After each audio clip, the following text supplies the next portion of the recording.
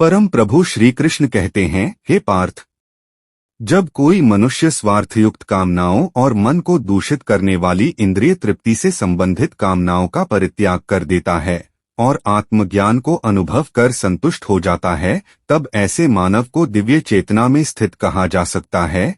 इस श्लोक से श्री कृष्ण अर्जुन के प्रश्नों का उत्तर देना आरंभ करते हैं और अध्याय के अंत तक निरंतर उत्तर देते रहते हैं। सभी अंश स्वाभाविक रूप से अपने अंशी की ओर आकर्षित होते हैं।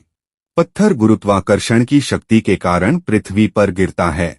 हमारी आत्मा भगवान का अंश है जो परमानंद स्वरूप है। चूंकि आत्मा अनंत सुखों के सागर भगवान का अंश है, इसलिए वह स्वाभाविक रूप से आनंद प्राप्त करना चाहती है। जब यह भगवान से आत्मानंद का रस लेने का प्रयास करती है, तब इसे दिव्य प्रेम कहते हैं। किंतु जब अपनी आध्यात्मिक प्रकृति की अज्ञानता के कारण वह स्वयं को शरीर मान लेती है और संसार से प्राप्त होने वाले शरीर के सुखों का भोग करना चाहती है, तब उसे तृष्णा कहते हैं।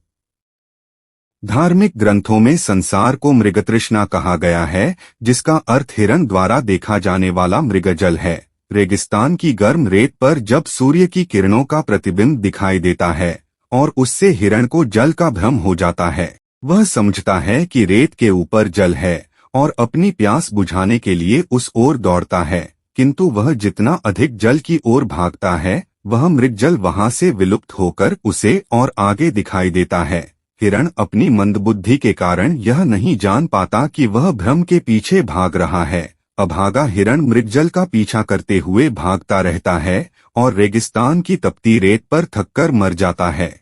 इसी प्रकार प्राकृत शक्ति माया भी सुख का भ्रम उत्पन्न करती है और हम अपनी इंद्रियों की तृप्ति की आशा में झूठे सुखों के पीछे भागते रहते हैं।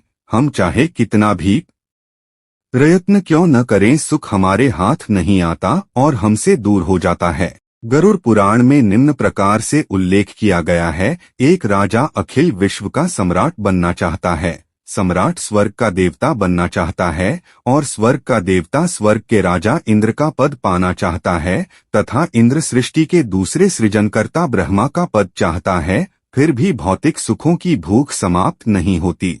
लेकिन जब कोई अपने मन को भौतिक लालसाओं और विषय भोगों से हटाना सीख लेता है, तब ऐसा मनुष्य आत्मा के आंतरिक सुख की अनुभूति करता है और लोकातीत होकर सिद्धावस्था प्राप्त करता है। कठोपनिषद में इस विषय पर और अधिक बढ़ चढ़कर यह वर्णन किया गया है। अपनी कामनाओं का परित्याग करने वाला मनुष्य भगवान के समान हो जाता है। जब कोई अपने मन से समस्त स्वार्थयुक्त कामनाओं का उन्मूलन करता है, तब सांसारिक बंधनों से जकड़ी जीवात्मा जन्म और मृत्यु के बंधन से मुक्त हो जाती है और भगवान के समान सद्गुणी हो जाती है।